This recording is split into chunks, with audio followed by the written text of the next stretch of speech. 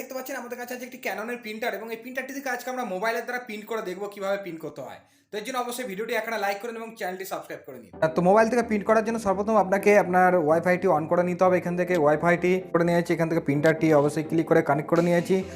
তো এখান থেকে দেখতে পাচ্ছেন এই আমাদের একটি ডকুমেন্ট, তো এটাকে আমরা প্রিন্ট করবো। এর জন্য ক্লিক করবো এখান থেকে শেয়ার অপশনে ক্লিক করবো। এখান থেকে আমরা চুজ করে নেবো প্রিন্টারের অ্যাপ্লিকেশন। তো এখান থেকে আমরা ক্যাননের এখান থেকে দেখতে পাচ্ছেন, এখান থেকে ইয়েসে ক্লিক করবো। এখান থেকে অটোমেটিক্যালি চলে আসবে।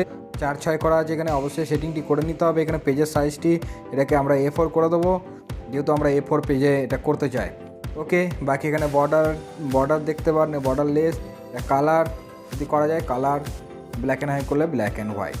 এখানে পেপারের টাইপটা কি, এটা প্লেন পেপার করবো অবশ্যই, এটা প্লেন পেপার আছে। তো এই সেটআপটা অবশ্যই করতে হবে, তাহলে কিন্তু প্রবলেম হবে। জাস্ট প্রিন্টে ক্লিক করলে কিন্তু এটা যেটা থেকে প্রিন্ট হওয়া স্টার্ট হয়ে গেছে। এভাবে কিন্তু খুব সহজে মোবাইল থেকে প্রিন্ট করে দিতে হবে। আমাদের ম্যাটারটা। Thank you.